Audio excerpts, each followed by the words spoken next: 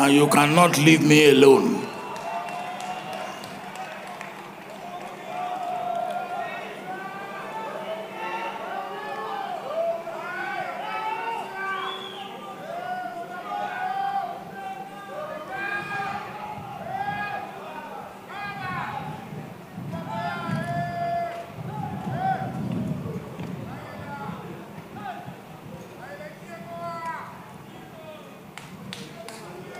Your Excellency, the Governor of Kisumu County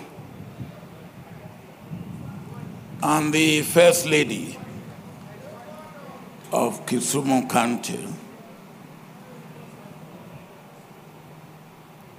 Your Excellency, the other governors that are here,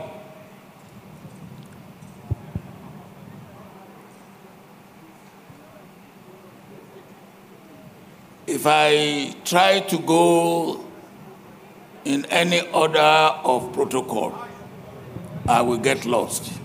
So let me say or use something that we have manufactured in Nigeria.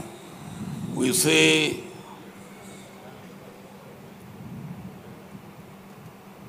all protocol observed.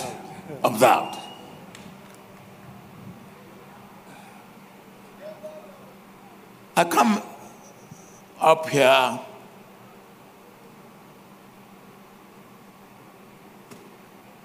to express appreciation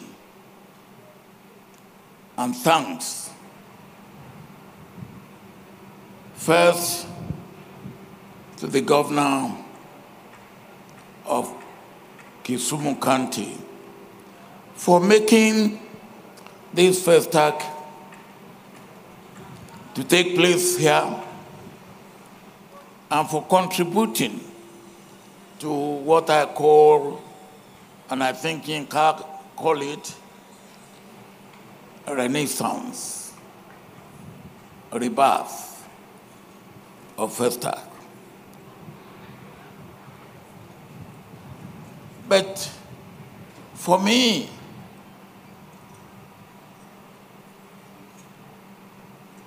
I have a little bit of emotion because, as you heard, we had First Act, the first one in Senegal, in 1966. And for 11 years, there was no other one. Nigeria accepted to stage one in 1975. And we were preparing for it. Then there was a change of government. And some people said we should cancel it. And I said, we will not cancel it. We will host it. And we hosted it. And we brought black people from all over the world. Papua New Guinea, Australia, American natives, they all converged in Nigeria. And we had a very, very successful First Act, 77. Since then, it seemed maybe because we left it entirely in the hands of governments, we don't seem to be going anywhere. And at this juncture, I will want to commend and thank Yinka for your effort, for your tenacity, and for making FESTAC to come alive again in my own lifetime. And one of your friends that you call up said to us, and rightly, that Africa has no reason to be poor. That we are poor is not an act of God. That we are poor, or if you like, potentially poor, because we are not potentially without resources. That we are at this moment poor is because of poor mentality, if I may put it that way. And we have to wake up our ideas. What don't we have? When you go back into history, energy that others needed to make them wealthy, that energy was taken for 4 centuries through slave trade and slavery. We were carted away to the so-called New World, using the energy of our forefathers to make others rich and to impoverish us. And that hasn't stopped. Slave trade and slavery gave birth to colonialism. Again, resources and energy of Africa being shipped out to make others rich while we remain poor. And it hasn't stopped.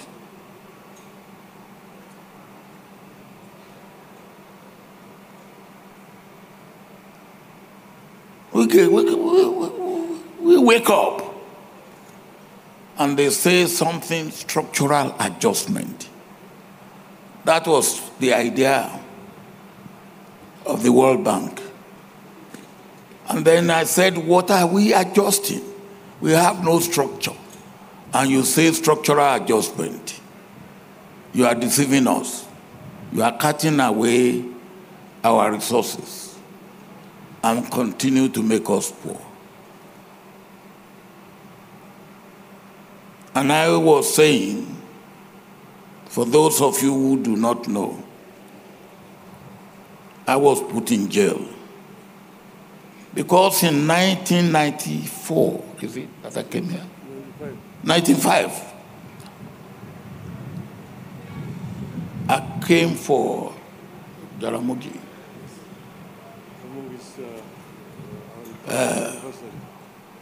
I think it's the final first anniversary of the burial of a man I revered very much, and the opening of the Mausoleum. And I was invited by this young man. And I came. And I went back to Nigeria. And I got back to Nigeria and I was arrested. I was given 2 charges. One was that I have come to Kenya to collude with the opposition to bring the government of Kenya down. And second, that I was planning coup in Nigeria itself. So I was sentenced to 30 years imprisonment. And thanks to a friend like Prime Minister Raila, who contributed to my going to prison.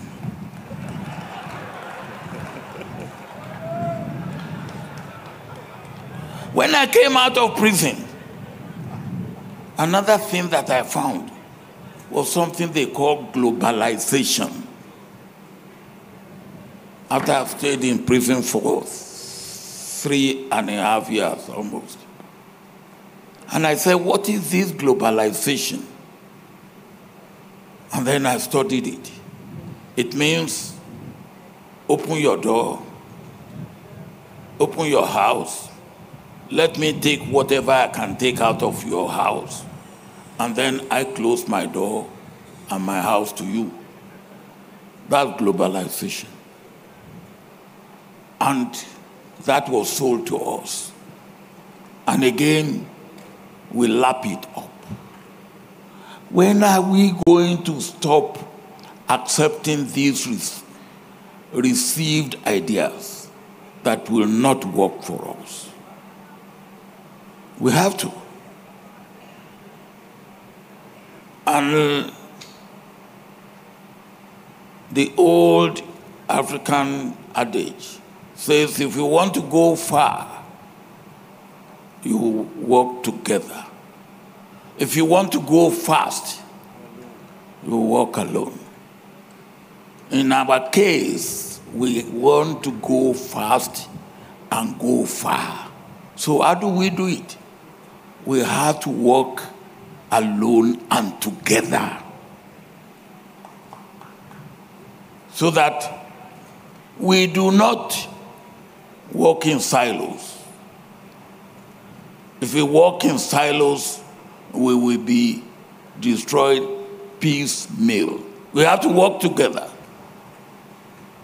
And I saw what you could get when we hosted FESTAC 77 in 1977. People from Papua New Guinea came to give us their problem.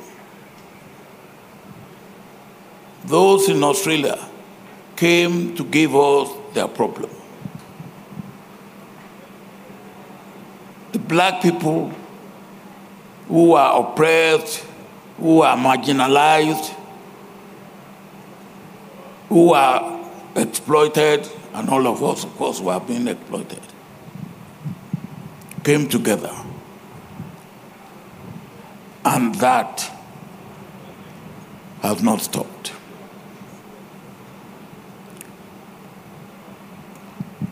And I believe that it will not stop until we get our acts together. And the renaissance of FESTAC is part of the way of getting our act together. Unless the AU, as our continental organization, does what it should do and make Africa continental free trade agreement a great success, we are not going to get there. AU itself needs reform. How can you have a continental organization that has program, and after it has made program, is waiting for European Union to bring money out? Not too long ago, I was appointed, and I think I'm still AU high-level representative in the Horn of Africa. I am still.